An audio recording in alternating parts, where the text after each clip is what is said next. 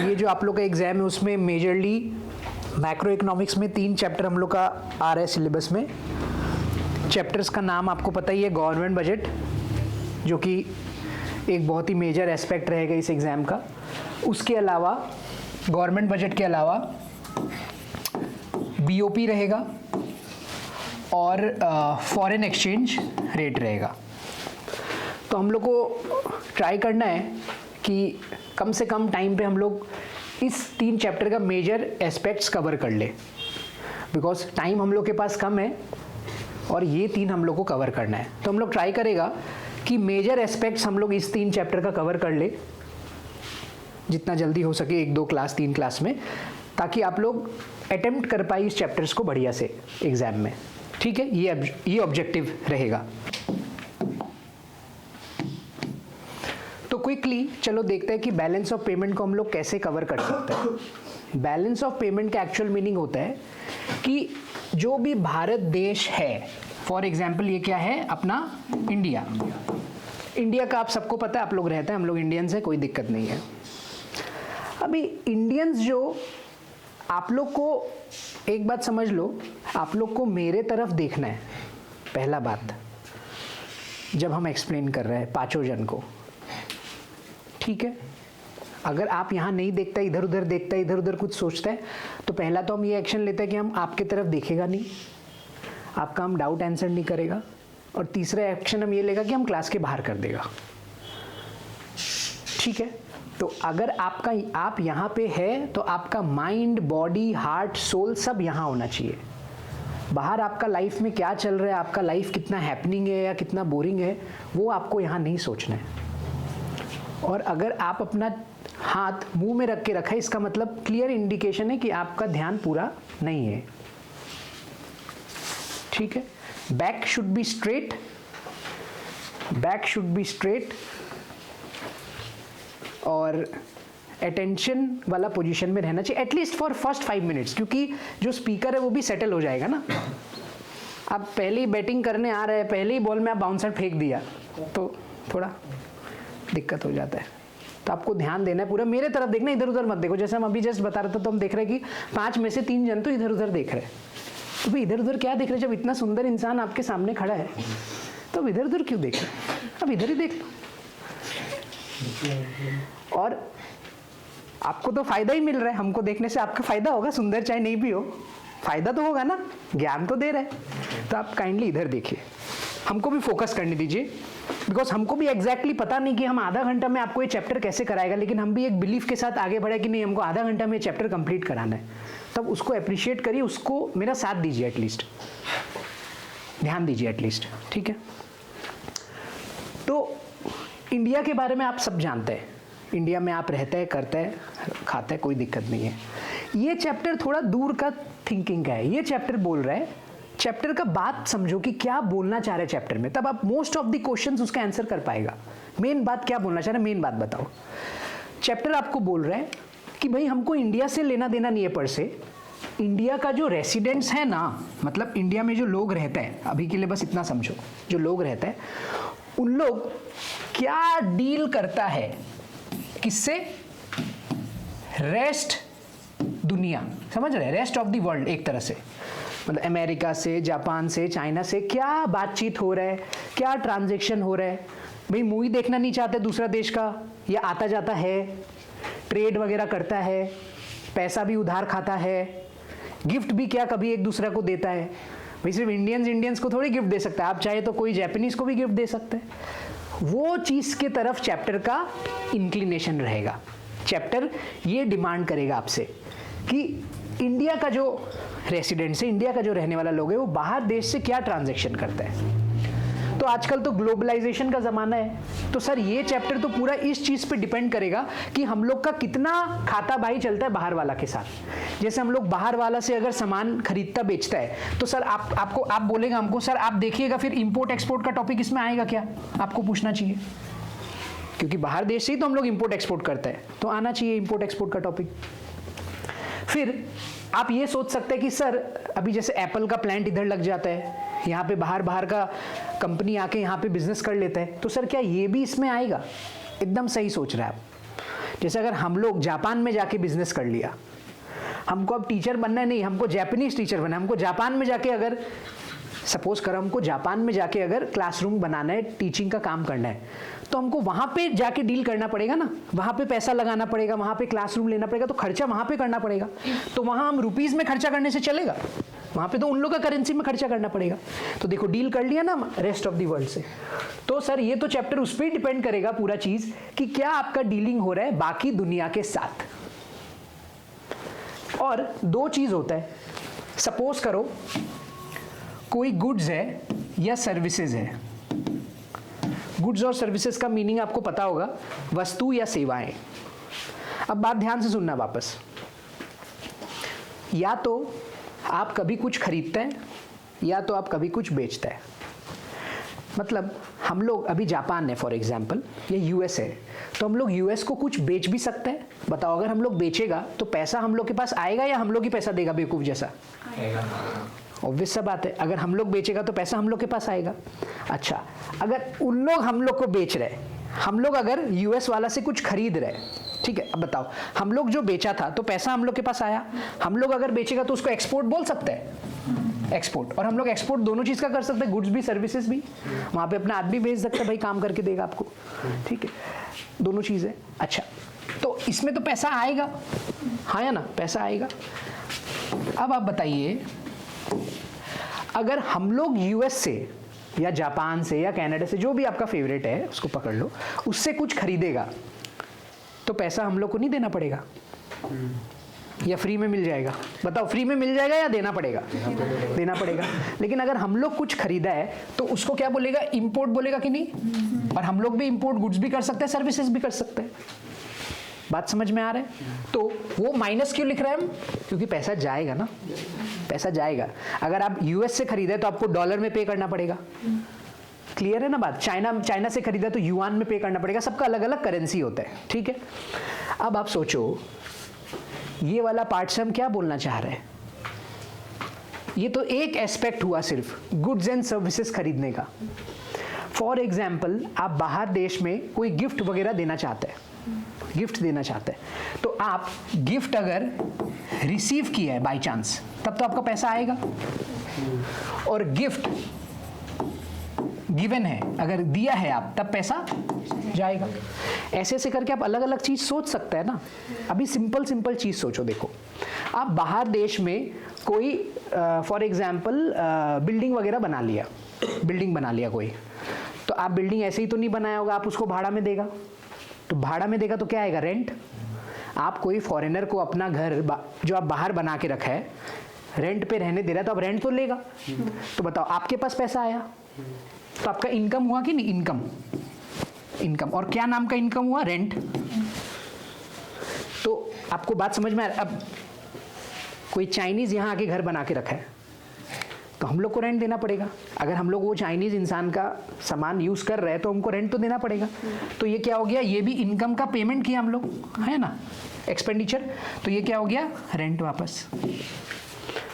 तो आपको आइटम्स समझ में आ रहे हैं? मतलब अब हम आपको क्लियर कर देते हैं। और सपोज करो 300 रुपीज का हम लोग एक्सपोर्ट कर लिया, गिफ्ट वगैरह हम लोग के पास आ गया 200 का, ठीक है, और 100 रुपीज का रेंट आ गया, ठीक है, गलत तो नहीं है। और इंपोर्ट हम लोग कर लिया फॉर एग्जाम्पल 300 का गिफ्ट, ये सेम ले लेते हैं फिगर। बताओ कितना गया, कितना पैसा आया हम लोग के पास, वो बताइए। 600। Very good. और कितना पैसा हम लोग दिया? 600। 600 रुपया हम लोग के पास आया और 600 रुपया ही हम लोग दे दिया, काम नक्की हो गया। बात समझ में आ रहा है इतना? तो जब आप यही सब आइटम्स को सिस्टमैटिकली पढ़ लेगा ना, सारा आइटम्स को, तब आपका चैप्टर खत्म हो जाएगा। हम आपको 3-4 मेन आइटम तो अभी बता ही दिया, ठीक है। तो सबसे पहला टॉपिक जो है ना चैप्टर का, वो है balance of trade. For example आप एक्सपोर्ट किया, सिर्फ इसमें हम गुड्स लेना है आपको, क्या लेना है, बात नोट करते जाना माइंड में, मतलब माइंड में नोट। तो एक्सपोर्ट किया गुड्स का फॉर एग्जाम्पल 300 मिलियन का, क्योंकि देखो ये सब तो फॉरेन करेंसी में होगा ना, तो उसमें आपको मिलियन मिलियन लिख के आप समझ लो बस। फिर फॉरेन एक्सचेंज रेट जब हम करेगा तब हम आपको डेप्थ में बता देगा कैसे रेट होता है, कैसे कन्वर्जन होता है। फिर सपोज करो आप इंपोर्ट भी, क्या जरूरी है कि हम लोग ही बेचेगा? भाई उन लोग भी तो हम लोग को बेच सकते हैं। अब हम लोग खरीदेगा तो आ रहा है इम्पोर्ट, ठीक है। तो फॉर एग्जाम्पल वो हो गया 200 मिलियन का। बताओ आपका क्या है इसमें, फायदा है ना नुकसान है? फायदा, क्योंकि 300 रुपए का हम लोग बेचा, 200 का उन लोग बेचा, तो नेट नेट कितना का फायदा हुआ? 100 मिलियन। सर आप इसमें गिफ्ट नहीं लिया, रेंट नहीं लिया, सर्विसेज नहीं लिया, क्योंकि ये टॉपिक है ना आपका एग्जाम में कि बैलेंस ऑफ ट्रेड में सिर्फ गुड्स आएगा। इजी है ये तो, और ही बढ़िया, एक टॉपिक तो खत्म। चलो नेक्स्ट में चलता है, क्लियर है इतना? तो इसमें क्या हो सकता है, इसमें ऐसा हो सकता था कि सर ये 300 होता, ये 300 होता, तो आंसर क्या आ जाता? 0। कोई दिक्कत नहीं है भाई, आपका पॉकेट से थोड़ी लग रहा है, आपको तो जो है वो बात बता देना है क्वेश्चन में, इक्वल है तो आपको बता देना है। अच्छा, ऐसा भी हो सकता था, जरूरी नहीं है कि एक्सपोर्ट होता 300 और इंपोर्ट होता 500, तब -200 आता कि नहीं?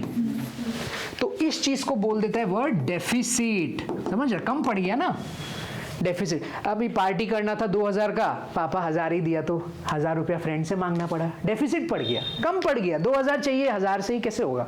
नहीं होगा, ठीक है। इसमें क्या है, बैलेंस्ड। हाँ, पापा से 500 मांगा, पापा 500 ही दे दिया, अरे थोड़ा एक्स्ट्रा देना चाहिए, 500 मांगा तो 500 ही दे दिया, तो पूरा खर्चा हो गया, आपके पास कुछ बचा नहीं। ये सही किया, पापा से मांगा 200 और दे दिया 300, तो आपके पास 100 सरप्लस बच गया। क्या बोलेगा इसको? सरप्लस। बस एक बात ध्यान समझ लेना कि ये बैलेंस ऑफ ट्रेड है, इसलिए इसमें सर्विसेज, वो रेंट और सब हथकंडा नहीं आएगा, सिर्फ गुड्स आएगा। तो पहला टॉपिक है आपके लिए, बहुत ज्यादा सिंपल है ये चीज समझना, मतलब ठीक है। अब नेक्स्ट टॉपिक भी उतना वो नहीं है, एक्सपोर्ट आपको समझ में आ गया, गुड्स का तो समझ आ गया। एक्सपोर्ट अगर हम आपको बोले सर्विसेज का, तो भी आपके लिए कोई बड़ा बात नहीं है, आपको क्लियर है कि हाँ सर्विसेज का एक्सपोर्ट क्या क्या होता है, आप लिख सकते हैं। इतना क्लियर है बात? तीसरा, गिफ्ट का हम आपको बात किया था, ध्यान होगा आपको गिफ्ट। तो गिफ्ट आपको गिफ्ट लिखने से नहीं होगा, अलग नाम से लिखना पड़ेगा उसको। क्या है वो अलग नाम, हम आपको एक्सप्लेन भी कर देता है, यूनिलैटरल ट्रांसफर। क्या बोलता है?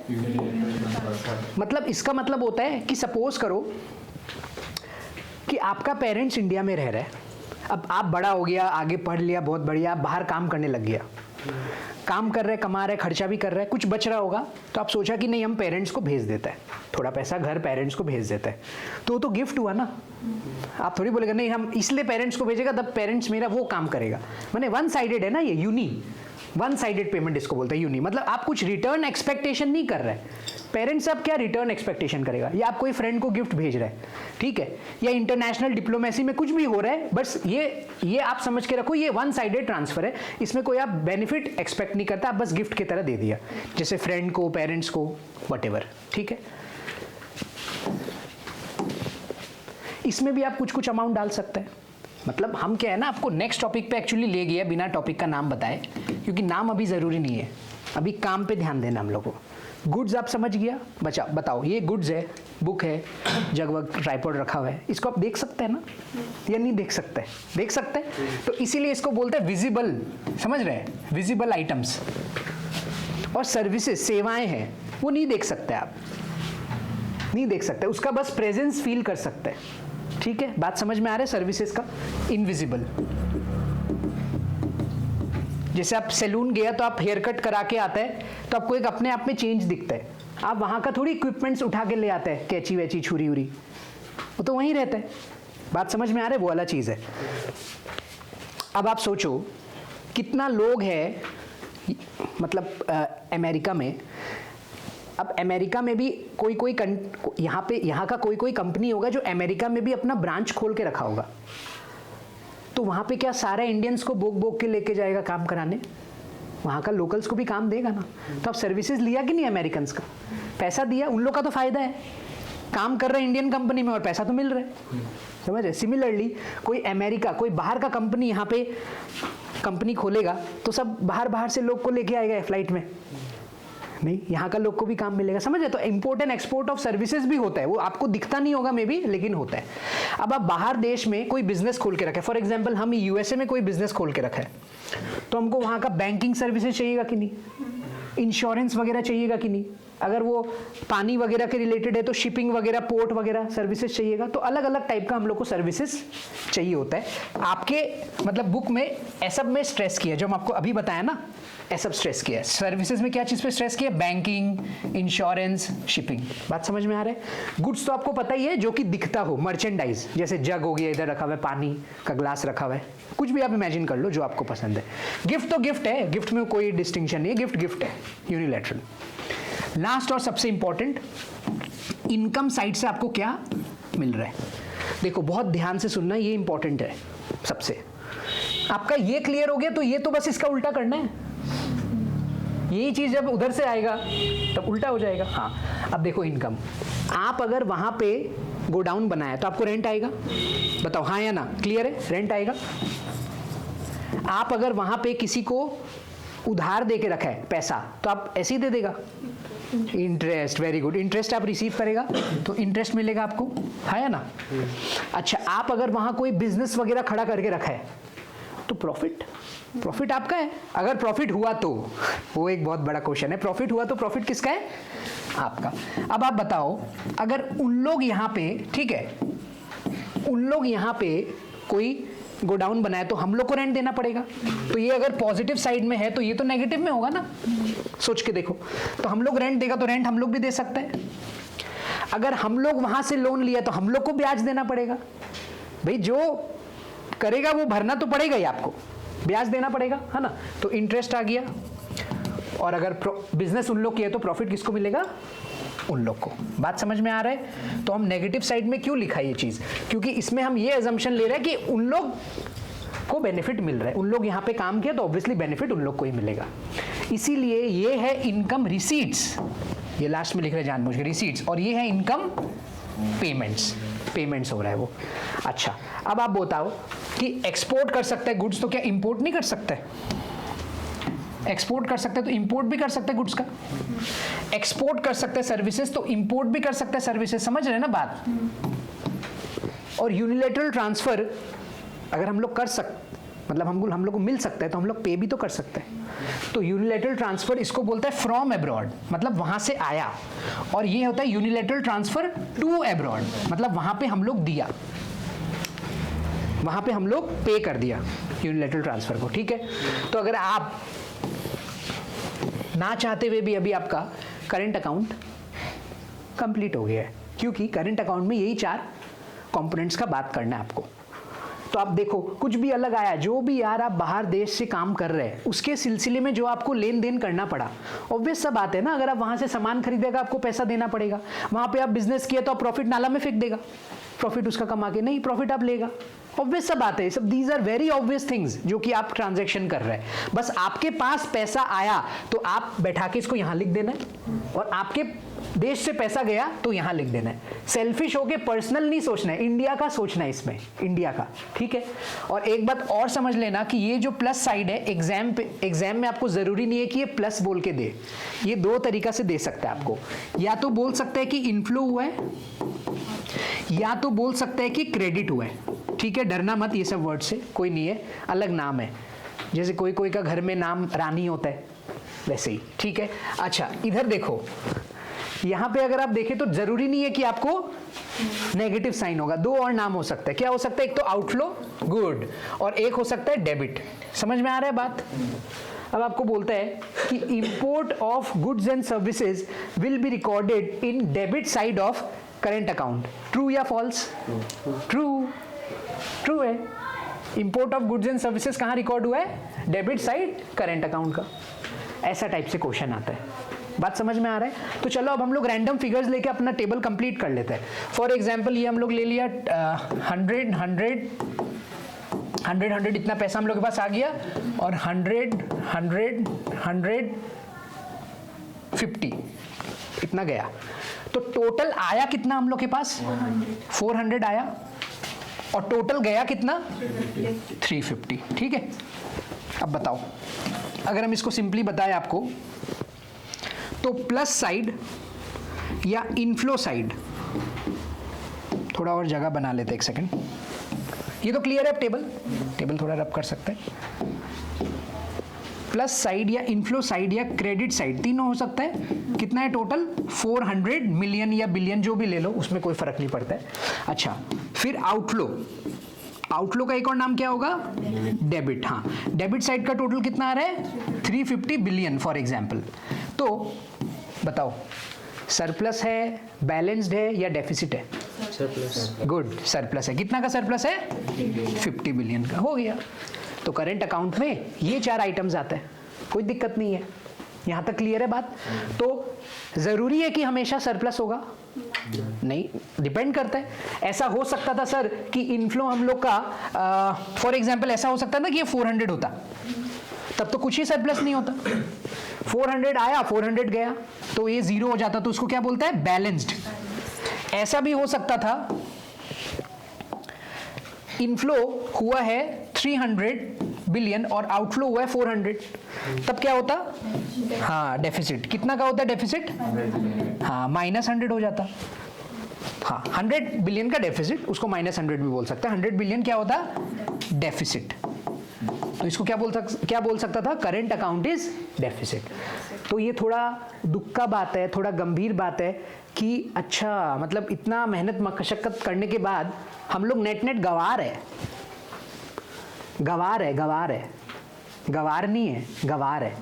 हम लोग नेट गंवार है, हम लोग लूज कर रहे हैं। मतलब एक तरह से स्मार्टनेस वाला गेम है ना, कि अच्छा आप फॉरेन वाला से डील करके क्या स्टेटस है आपका?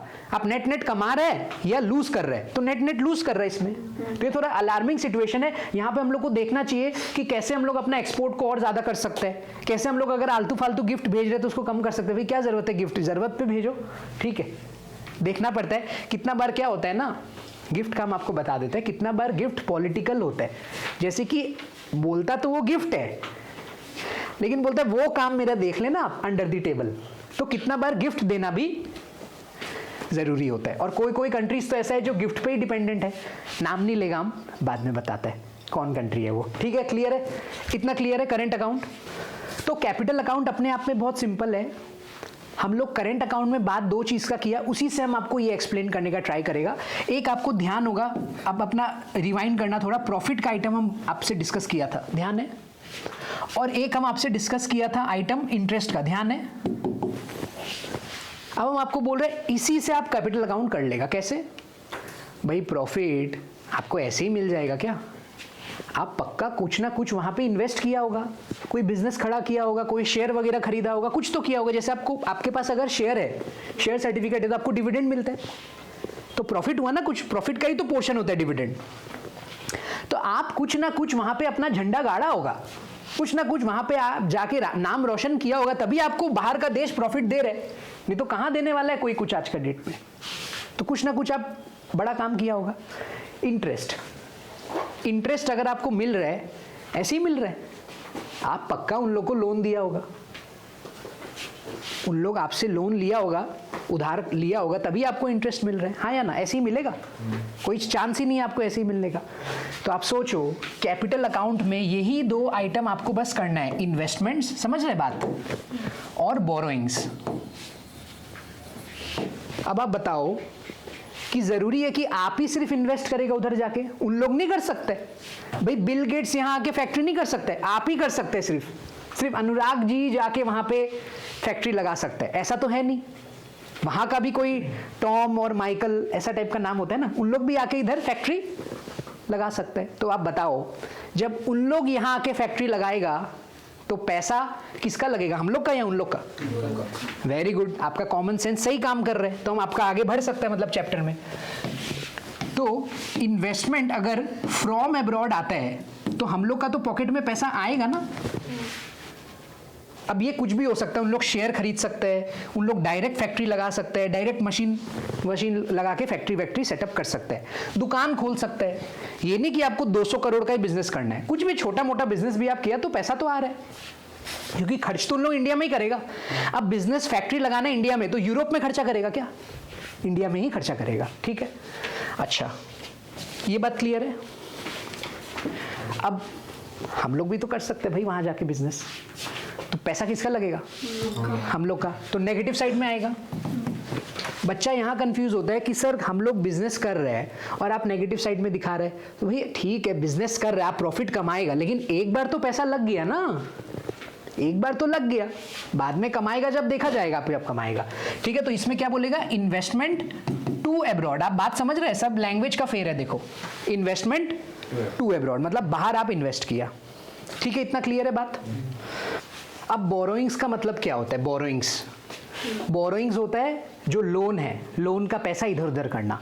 लोन हम लोग भी ले सकते हैं, उन लोग भी ले सकते हैं। हम लोग को पक्का कुछ बेनिफिट मिल रहा होगा, उन लोग कम इंटरेस्ट रेट में लोन दे रहा होगा, या उन लोग का टर्म्स एंड कंडीशन इजी रहेगा, उन लोग ज़्यादा समय के लिए लोन दे रहा होगा, कुछ भी रीज़न हो सकता है जिसके वजह से हम लोग को ऐसा ज़रूरत पड़ गया कि हम लोग बाहर देश से लोन ले। बताओ, लोन लेगा, बाद में चुकाना पड़ेगा, ब्याज भी देना पड़ेगा, लेकिन एक बार तो पैसा आया, हाँ या ना, एक बार तो पैसा आ गया। तो इसमें क्या लिखेगा हम लोग, बोरोइंग्स फ्रॉम अब्रॉड। समझ रहे बात, प्लस क्योंकि पैसा आएगा। अच्छा, बोरोइंग्स टू अब्रॉड, भाई हम लोग लोन ले सकते हैं तो कभी जरूरत पड़ा तो दूसरा को लोन दे भी सकते हैं। उन लोग को भी पक्का कुछ बेनिफिट दिख रहा होगा तभी लोन दिया है। एक बात ध्यान से समझ लेना, इसमें दो टाइप का चीज आपको ध्यान रखना है, एक एफडीआई और एक एफआईआई। एफडीआई मतलब होता है डायरेक्ट फैक्ट्री लगाना, जैसे एकदम नारियल फोड़ के एकदम फैक्ट्री लगा ही दिया। और एफआईआई होता है सिर्फ शेयर वगैरह खरीद लेना, जैसे कि उन लोग को मन हुआ तो उन लोग रिलायंस का शेयर खरीद लिया कि अंबानी जी का है, या टाटा का शेयर खरीद लिया। आप लोग में भी से कोई का पेरेंट्स खरीदा होगा, तो शेयर खरीदना तो नॉर्मल चीज़ है, कोई दिक्कत नहीं है। डायरेक्ट फैक्ट्री लगा लेना, समझ रहे हैं, डायरेक्ट। और ये हो गया शेयर खरीद लेना। क्लियर है बात। और सपोज करो कोई कंपनी है इंडिया में, ठीक है, इतना एग्जाम्पल से हो जाएगा, उसको मत ध्यान दो, एकदम भूल जाओ, कोई कंपनी नहीं है। ठीक है, समझ गया बात एफडीआई और एफआईआई का। एक एग्जाम्पल हमको लेके आपके साथ चलना पड़ेगा। हम लोग करंट अकाउंट में एक केस किया था ना जस्ट अभी करंट अकाउंट में हम लोग का क्या आया था एक्चुअल बैलेंस, ध्यान है? पहले तो हम लोग 50 प्लस में आया था करंट अकाउंट में, तो वही एग्जाम्पल हमको साथ लेके चलना पड़ेगा। फॉर एग्जाम्पल करंट अकाउंट में क्या आया था हम लोग का, प्लस बैलेंस आया था कितना, 50। अब ध्यान से सुनना, अब ये हम चैप्टर कंक्लूड कर रहे हैं। फॉर एग्जाम्पल ये 30 है, ये 30 है, ये 30 है, ये 30 है, तो यहाँ पे तो काम बैलेंस हो गया। जितना पैसा आया उतना ही पैसा गया। तो बताओ, हम लोग बोल सकते हैं कि हाँ सर, कैपिटल अकाउंट जो है आपका वो तो एक तरह से बैलेंस्ड है। कैपिटल अकाउंट क्या है, एक तरह से बैलेंस्ड है, क्योंकि जितना आया उतना गया। अब अगर आप करंट अकाउंट में फोकस करें तो 50 फालतू पैसा पड़ा हुआ है, 50 रुपीज जो है वो फालतू पड़ा हुआ है। यहां तक क्लियर है एकदम। अब देखो, इसी में पूरा चैप्टर समाया हुआ, ये वाला बात जो हम अभी बताएगा, ध्यान से सुनना। तो ये जो 50 करोड़ है हम लोग का पैसा है, हम लोग कमाया मेहनत से, बाहर देश से कंपेयर करके और ट्रेड वगैरह करके हम लोग कमाया। दुख का बात ये है कि करंट अकाउंट में हम लोग कुछ कमा नहीं पाया। कोई बात नहीं, कुछ गवाया भी नहीं, कमाया नहीं तो कुछ आया भी नहीं। मतलब क्या बोलता है, 30 आया और 60 आया और 60 खर्चा भी हो गया। तो 60 एक तरह से इनफ्लो हुआ और 60 एक तरह से आउटफ्लो हो गया। कोई दिक्कत नहीं है, चलेगा, ठीक है। अब रूल ये बोलता है कि आप एक्स्ट्रा पैसा, बैलेंस ऑफ पेमेंट, ये जो चैप्टर है कैपिटल अकाउंट या जो भी अकाउंट बनाया आप उसमें जो एक्स्ट्रा पैसा है ना नहीं रख सकते। एक्स्ट्रा पैसा जो है आप उसमें क्या कर सकते हैं, नहीं रख सकते, रूल्स है। फॉर एग्जाम्पल इसमें तो आपका जितना आया उतना गया, तो जो भी ऑफिशियल आएगा आरबीआई वाला, आएगा उसको बोलेगा अरे भैया है ही नहीं क्या एक्स्ट्रा पैसा, देख लीजिए नहीं है, तो चेक करेगा कैपिटल अकाउंट, चेक करेगा ना कैपिटल अकाउंट, वो देखेगा हाँ बात तो सही है, 60 आया और 60 गया, वो बोलेगा बात सही है, ठीक है जाओ बाय बाय। फिर वो वापस आया, वो बोलेगा भाई करेंट अकाउंट भी दिखाओ। वो क्या बोलेगा, करंट, क्योंकि दोनों का मिलके होता है ना बीओपी। जैसे हम आपको जो चैप्टर करा रहे हैं बीओपी, उसमें हम आपको मेनली 2 चीज कराया, करंट और कैपिटल। आप बोलेगा बीओटी, तो बीओटी तो ऑलरेडी इसमें आता है, बीओटी तो सिर्फ गुड्स था, गुड्स तो ऑलरेडी इसमें है। तो आप बोलेगा हाँ अब फंस गया ना, करंट अकाउंट भी दिखाना पड़ेगा इनको। तो करंट अकाउंट जब वो देखा हम लोग तो करंट अकाउंट सरप्लस बनाया था पहले, ध्यान होगा आपको, सरप्लस बनाया था ना पहले। देखो 400 आ रहा है, 350 जा रहे हैं, तो वो आरबीआई वाला बंदा बोलेगा ये 50 रुपया तो आपका एक्स्ट्रा पड़ा है जेब में। तो बोलेंगे हाँ पड़ा है भाई, मेहनत से कमाया है, पड़ा है। नहीं, मेहनत से कमाया हो या जो भी कमाया हो, ये 50 रुपया, 50 बिलियन या जो भी था वो आपको आरबीआई का रिजर्व्स में भेजना पड़ेगा, रूल है, बीओपी में नहीं रख सकते।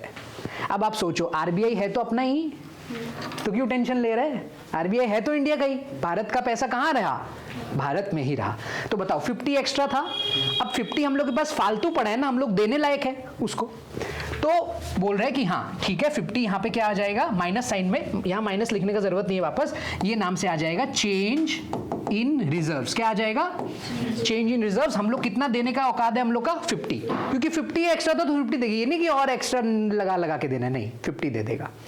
ठीक है, इसी चीज को बोलता है ऑफिशियल रिजर्व ट्रांजैक्शन, जो कि हमको लग रहा है कि आपके एग्जाम में आ सकता है कल।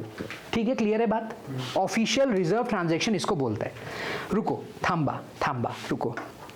ऐसा भी हो सकता था कि करंट अकाउंट में हम लोग का डेफिसिट होता, कितना का डेफिसिट भी लिया था हम लोग, ध्यान है आपको? हाँ, डेफिसिट कितना का लिया था करंट अकाउंट में? गुड, -100। फिर आरबीआई का बंदा आएगा, करंट अकाउंट में 100 करोड़ का या 100 रुपया का, सिंपल 100 यूनिट्स पकड़ लो, का डेफिसिट है, का कमी है। आप तब तो हमसे क्वेश्चन नहीं किया, जब 500 आपके पास एक्स्ट्रा पड़ा हुआ था तब आप ये नहीं सोचा कि वो क्यों भेज रहे हैं। देखो बात ये है ना कि आपको 0/0 दिखाना है, हम आपको बताएगा ये क्यों है, बट एक बार रूल को पकड़ो, रूल है कि 0/0 दिखाना है। अब जरूरी थोड़ी है कि 0/0 ही हो, मतलब जितना आया उतना ही गया, जरूरी तो नहीं है। ये तो हम आपको जस्ट एक केस ले लिया इजी करने के लिए, समझाने के लिए, अभी ये जरूरी नहीं है कि ऐसा हो। बट विद दिस हम लोग लिए कि करंट अकाउंट में -100 का बैलेंस है। कितना 100 का है? -100। तो बताओ अभी हम लोग को 100 रुपया का जरूरत है या हम लोग देने का पोजीशन में है? 100 रुपया, 100 रुपया का तो हम लोग को जरूरत है ना, कि कोई आके हम लोग का डेफिसिट को ठीक कर दे, बिकॉज हम लोग को 0/0 दिखाना है, हाँ या ना, 0/0 दिखाना है। पिछले बार जब हम लोग का 50 रुपया एक्स्ट्रा था तब हम लोग खुशी खुशी दे भी दिए आरबीआई को, तो अब जब हम लोग के पास 100 रुपए का कमी है तो आरबीआई को भी हम लोग का हेल्प करना चाहिए, सच्ची दोस्ती तो वही होता है। तो सिमिलरली चेंज इन रिजर्व ना इस बार यहां आ जाएगा, आप समझ में आ रहा है बात? चेंज इन रिजर्व यहां आ जाएगा, कितना का जरूरत है हम लोग को? जितना का जरूरत है उतना ही लेगा, एक्स्ट्रा नहीं लेगा। तो ये 100 लेते ही हम लोग का करंट अकाउंट बैलेंस हो गया, 0/0 हो गया, मतलब ना नफा ना नुकसान, और कैपिटल अकाउंट तो ऑलरेडी बैलेंस था ही, तो कोई दिक्कत नहीं है। फर्ज करिए कि ऐसा सिचुएशन हो जाता कि यहां पे आपका ना, एक सेकेंड, 80 चल गया, या उससे भी बेटर 40 चल गया, इजी नंबर हो जाएगा। तो आउटफ्लो कितना हुआ? 30 और 40 कितना हुआ टोटल? 70। और इनफ्लो कितना हुआ है? 60। कितना का कमी है कैपिटल अकाउंट में? गुड, -10 का कमी है, लिख दे इधर -10। अच्छा, करंट अकाउंट में कितना का कमी है? -100। अब आपको कितना रुपया का जरूरत है? 110 रुपीज का जरूरत है, या बिलियन मिलियन जो भी, 110 यूनिट्स का जरूरत है, क्योंकि 10 रुपया यहां कमी है, 10 रुपए का कमी यहाँ है और 100 रुपए का कमी यहाँ है। तो अब बताओ, अब हम लोग को क्या चाहिए कि आरबीआई वाला हम लोग को 110 दे दे, तो वो 110 भी दे देगा, हर जगह से वो आपका हेल्प करेगा। ठीक है, कितना दे देगा? 110। अगेन इसको क्या बोला जाएगा? ऑफिशियल रिजर्व ट्रांजैक्शन, जो आपका एग्जाम पर्सपेक्टिव से बहुत जरूरी है। तो आपको समझ आ रहा है, वो दुख में भी साथ देता है, सुख में भी साथ देता है। जब आपको जरूरत है तब देके गया, वो चोरी करे कहीं से भी लाए, वो आपको देके जा रहा है, वो उधार ले, वो आपको देके जा रहा है। और जब आपको एक्सेस पड़ा हुआ था, उस समय 50 रुपीज एक्सेस था, तब आप यहाँ पड़ा क्या करेगा? वो आरबीआई के पास भेज दो, आरबीआई का अकाउंट में भेज दो, आरबीआई है तो अपना ही। क्लियर है? तो यहाँ पे जाके ऑफिशियल रिजर्व ट्रांजैक्शन बहुत ज्यादा जरूरी आइटम है आपका। लास्ट 2 टर्म्स है बस, कॉन्सेप्ट भी नहीं है, टर्म है, आपको ऑलरेडी पता है ये सब क्या है, बस अब आपको गौर कर लेना, अच्छा इसको ये बोलता है, उस टाइप से होगा ये आपके लिए। मतलब एक झटका सा लगेगा, जैसे कि ऑटोनोमस आइटम्स अगर हम आपको बोले तो एक्सपोर्ट इंपोर्ट, ये लोन देना लेना, इतना हाई फाई जो चीज कर रहे हैं, ये सब क्या है? Autonomous item. और एक्सपोर्ट, इंपोर्ट, लोन देना, लोन लेना, सब सब ऊपर हुआ था ना, ध्यान है। जो ऑफिशियल रिजर्व ट्रांजैक्शन हुआ था लास्ट में, पुद की सा चेंज इन रिजर्व्स है ना, चेंज इन यही था ना रिजर्व्स, ये तो एकदम लास्ट में हुआ था, इसलिए इसको बिलो द लाइन आइटम भी बोलते हैं। बिलो द लाइन, लाइन के नीचे, एकदम नीचे हो रहा है। अच्छा, आपको क्या पता कब आपके पास सरप्लस है या डेफिसिट है, तो आप सारा अकाउंट बना लेगा, करंट अकाउंट, कैपिटल अकाउंट, तब पता चलेगा। इसलिए जो ये सब आइटम्स है, ऑफिशियल रिजर्व और ये सब सिर्फ किस में प्लेस होता है, टेक कैपिटल अकाउंट में ही होता है। और ऑटोनोमस आइटम जो है वो कोई भी अकाउंट में हो सकता है, करंट अकाउंट में भी हो सकता है, कैपिटल अकाउंट में भी हो सकता है। क्यों? क्योंकि एक्सपोर्ट इंपोर्ट हुआ तो करंट अकाउंट में चला जाएगा, और लोन लेना देना हुआ तो कैपिटल अकाउंट में चला जाएगा। बात समझ में आ रहा है? तो आपको बस टर्म ध्यान रखना है, ये सब जो चीज होता है ना, ये सब, इसको बोलता है एकोमोडेटिंग आइटम्स। समझ रहे बात? ये डिपेंडेंट है बीओपी में। बताओ, ये जो फिगर हम लोग के पास आया 110, ये तो डिपेंड करता था ना नफा हुआ या नुकसान पिछले जाके। ये अपना मन से तो नहीं लिख दिया, नहीं हम तो 110 ही लिखेगा, लेकिन जो इंपोर्ट एक्सपोर्ट हो रहा है वो आपका मन से हो रहा है। बात समझ में आ रहा है? तो ये वाला जो चीज है वो डिपेंडेंट है बीओपी में, एकोमोडेटिंग आइटम। और ऑटोनोमस आइटम्स क्या है? इंडिपेंडेंट है। ऑटोनोमस आइटम्स को अबव द लाइन आइटम भी बोलते हैं क्योंकि अबव आ रहा है, और एकोमोडेटिंग आइटम्स को बिलो द लाइन आइटम्स भी बोलते हैं। ठीक है, ये दोनों में हो सकता है, करंट कैपिटल, और ये सिर्फ कैपिटल में हो सकता है। यहां पे जाके सारा कॉन्सेप्ट कंप्लीट है चैप्टर का। अब चलो हम लोग क्वेश्चन आंसर एक दो करते हैं।